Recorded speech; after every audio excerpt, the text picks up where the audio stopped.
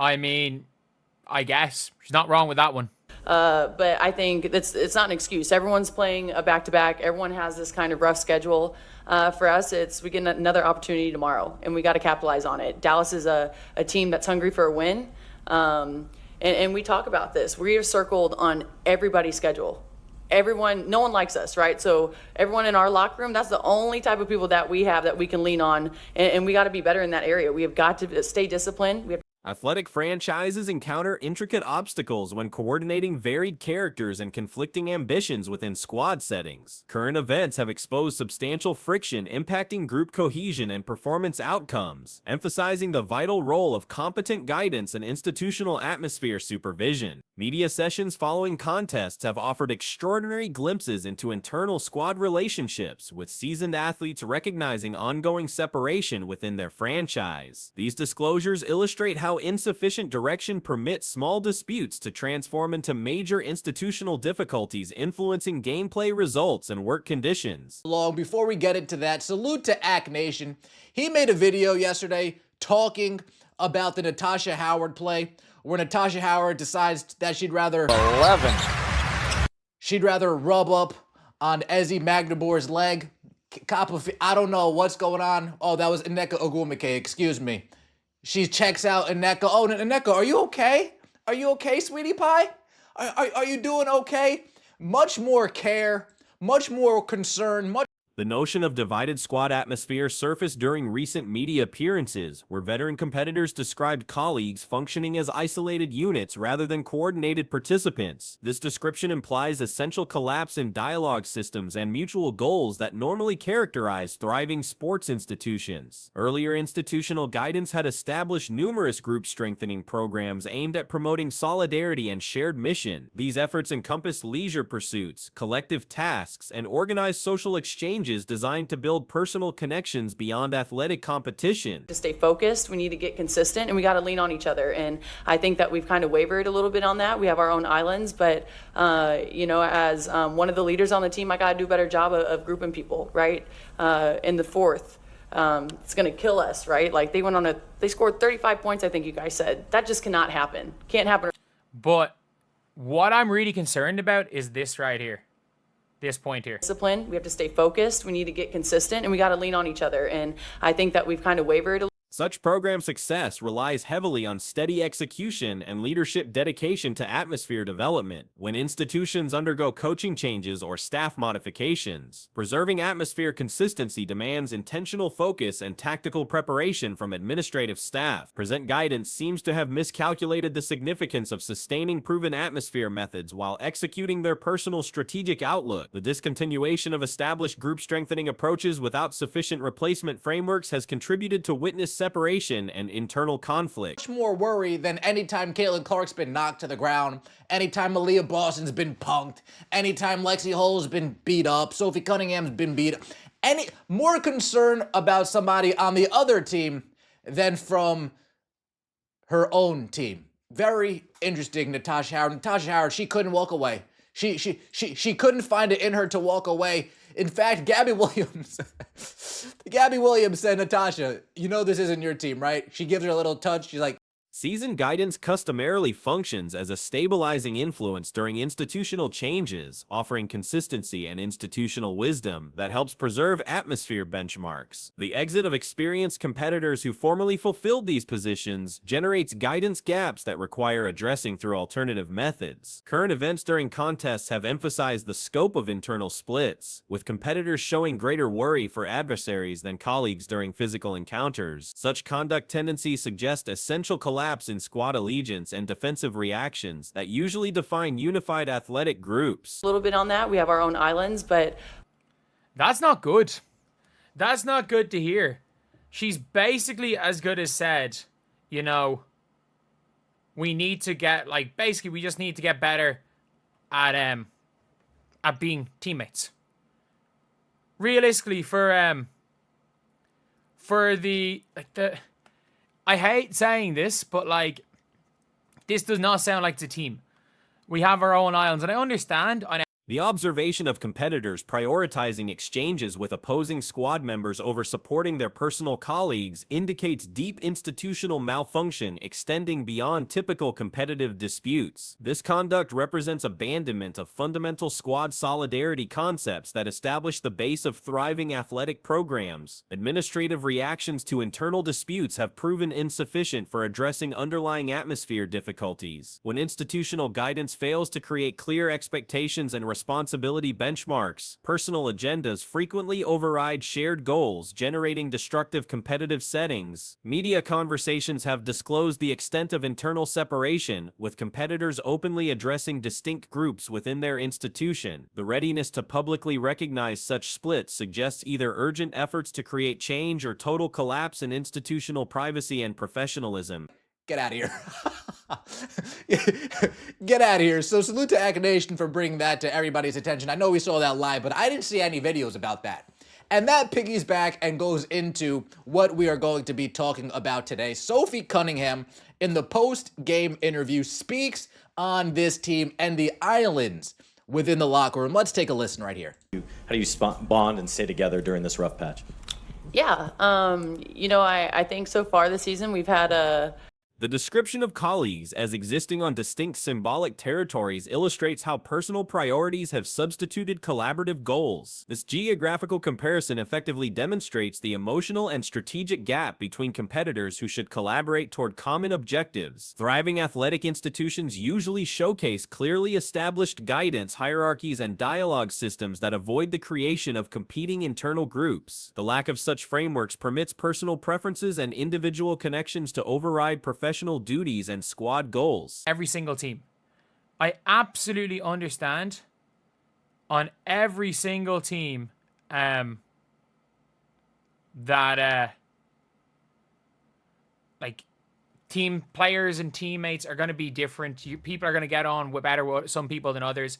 But at the end of the day, if it's a bad enough thing that one of your players is coming out and saying it needs to change, clearly it's not a good thing. Clearly it is having some effect. The recognition of separate character clusters within the institution shows how unrestrained individual variations can divide squad solidarity. While character diversity can strengthen institutions when appropriately handled, it becomes harmful when permitted to generate competing loyalties and opposing priorities. Certain competitors seem concentrated mainly on competitive superiority and professional accomplishment, maintaining conventional athlete priorities concerning preparation, readiness, and performance enhancement. These individuals usually respond favorably to coaching guidance and institutional expectation. a lot of distractions, you can call it, some injuries. Don't know who's playing. And so there's just a lot of distractions, but I think that's really good for us. Let's go through the adversity early. Let's learn from it. Good news is we're not going to peak too early. So, I mean, that's a positive. But I think it's not an excuse. Everyone's playing a back-to-back. Everyone has this kind of rough schedule. For us, we get another opportunity tomorrow, and we got to capitalize on it. Dallas is a team that's hungry for a win, and we talk about this. Different clusters seem more worried about social relationships, personal connections, and non-basketball pursuits that may distract from primary competitive goals. When such priorities clash with performance objectives, it generates friction between various approaches to professional athletics. The existence of competitors more focused on social movements and political statements than basketball superiority generates additional complexity in institutional administration. While individual expression merits respect, it can become troublesome when it overshadows professional duties or generates workplace disputes. How much of an effect, we don't know. We're not in the locker room. But they never said that last year. It was never said, like, she's not questioning the locker room. Not saying there's locker room issues, because there's a big difference between a locker room not being super close and there not being issues. And everything about the Fever last year was protect the locker room, protect the locker room, protect the locker room. And it doesn't sound like the locker room's in a good spot. Even last year, even when they were losing games, Coaching guidance has failed to create clear limits between acceptable personal expression and professional behavior expectations. The lack of uniform benchmarks permits personal agendas to multiply without institutional supervision or responsibility actions. Certain squad members seem mainly concentrated on entertainment, worth, and social media visibility rather than competitive success. While character and fan interaction have merit, they become troublesome when they substitute dedication to basketball superiority as primary drives. The formation of intimate connections within professional institutions generates additional complexity for guidance administration. When personal connections influence workplace relationships or professional choices, they demand careful supervision to avoid disruption of squad functions. We are circled on everybody's schedule. Everyone, no one likes us, right? So everyone in our locker room, that's the only type of people that we have that we can lean on, and we got to be better in that area. We have got to stay disciplined. We have to stay focused. We need to get consistent, and we got to lean on each other. And I think that we've kind of wavered a little bit on that. We have our own islands, but as one of the leaders on the team, I got to do a better job of grouping people, right? In the fourth, it's going to kill us, right? Like they scored 35 points, I think you guys said. That just can. Young competitors entering institutions with existing atmosphere difficulties encounter particular obstacles in comprehending suitable professional conduct and squad allegiance expectations. Without appropriate guidance and clear institutional benchmarks, they may embrace dysfunctional tendencies as typical professional behavior. The coaching personnel's administration method seems insufficient for addressing complex personal relationships and competing individual priorities. Professional athletics demand guidance capable of creating clear expectations while handling diverse character types and personal connections. It seemed like the locker room was in a good spot. Something clearly has happened. And let's be real. I don't think it's Sophie Cunningham butting heads with the players that were already there. I doubt that's happening. Like, it just does not seem like a good situation. And to be honest, the DeWanna Bonner situation could have had a hugely negative effect. Overall on the team. Because, management guidance has failed to accomplish essential duties concerning institutional atmosphere administration and staff supervision. The clear commitment to safeguard squad chemistry and surround key competitors with suitable staff has not been realized through actual administration choices. The difference between public declarations about atmosphere priorities and actual institutional results illustrates disconnect between management rhetoric and practical administration execution. When guidance makes specific promises about atmosphere administration, failure to deliver generates credibility difficulties and weakens future change initiatives. Earlier coaching systems apparently sustained better atmosphere discipline despite potentially less advanced strategic methods. The comparison indicates that tactical knowledge cannot compensate for essential failures in squad administration and atmosphere guidance. Not happen. Can't happen. Or if they do, then we need to be scoring 35, 36, 37 points. So we just got to be better from top to bottom. But the schedule thing, that's Everybody's on their own little island. We're going to get back to that real quick. Listen to what Stephanie White said in the offseason. One of her thousands of interviews that I called out. Stop doing interviews. I want some wins. One of her 1,000 million interviews during her press run in the offseason. Let's listen to this.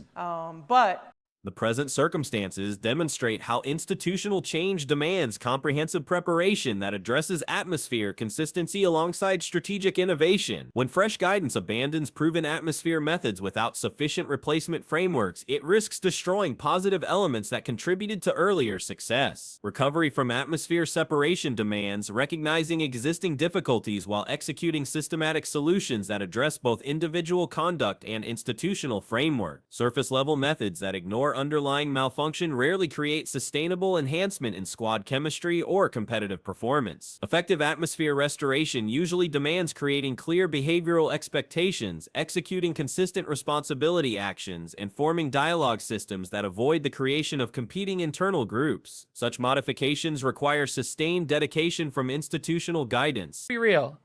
A locker room that's tight suddenly loses one of their leaders, and they could be out there playing the blame game. And I'm not saying there are locker room problems with the Indiana Fever, because I'm not, because that's not what she said.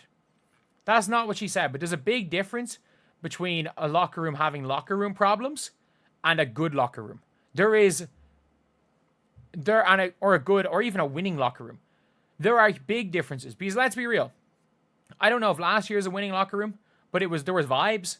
The recognition of specific individual positions within dysfunctional squad relationships offers framework for targeted intervention tactics. Understanding how various character types contribute to atmosphere difficulties enables guidance to form suitable administration methods for each circumstance. Extended institutional success demands balancing individual character accommodation with shared atmosphere benchmarks. Squads that successfully combine diverse characters while sustaining unified goals usually exceed those that permit individual variations to generate destructive competition. The public disclosure of internal malfunction frequently represents either calculated effort to create institutional change or total collapse in professional benchmarks and privacy. Either situation suggests serious guidance failures that demand immediate and comprehensive response. Surrounding Caitlin and Aaliyah and Kelsey with the right people is more important. But the number one thing that each one of those players said when we got the job and we started free agency was take care of our locker room. Woo!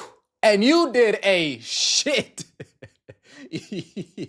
You did a shit job at that. What did Sophie Cunningham say again? Access, right? So everyone in our locker room, that's the only type of people that we have that we can lean on, and we got to be better. Professional athletics institutions that fail to sustain atmosphere solidarity usually experience declining competitive performance, increased staff changes, and reduced external credibility. The combination of these elements can generate downward patterns that prove challenging to reverse without significant guidance modifications. The present circumstances function as case example in how management commitments without corresponding action strategies can weaken institutional credibility and employee confidence. When guidance fails to fulfill specific atmosphere promises, it influences both internal morale and external perception of institutional competence. The vibes are good. The vibes do not seem to be good right now.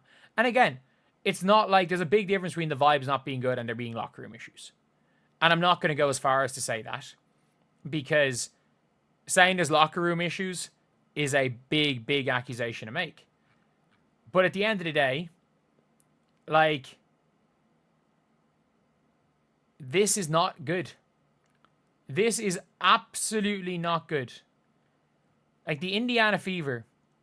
Modern professional basketball institutions encounter complex obstacles in sustaining squad solidarity while handling diverse characters and competing individual goals. Current public declarations from seasoned competitors have disclosed worrying patterns concerning internal unity and shared concentration within prominent franchises. Commentary following contests from experienced squad members has offered extraordinary insight into internal relationships that usually remain private within professional athletics institutions. These disclosures indicate essential obstacles in squad chemistry that extend beyond typical adjustment phases following staff modifications. The description of colleagues as existing in distinct areas rather than operating as unified participants suggests significant collapse in institutional atmosphere and shared mission. Such separation usually emerges when guidance fails to create clear expectations or when individual priorities replace squad goals. Better in that area. We have got to stay disciplined. We have to stay focused. We need to get consistent, and we got to lean on each other. And I think that we've kind of wavered a little bit on that. We have our own islands, but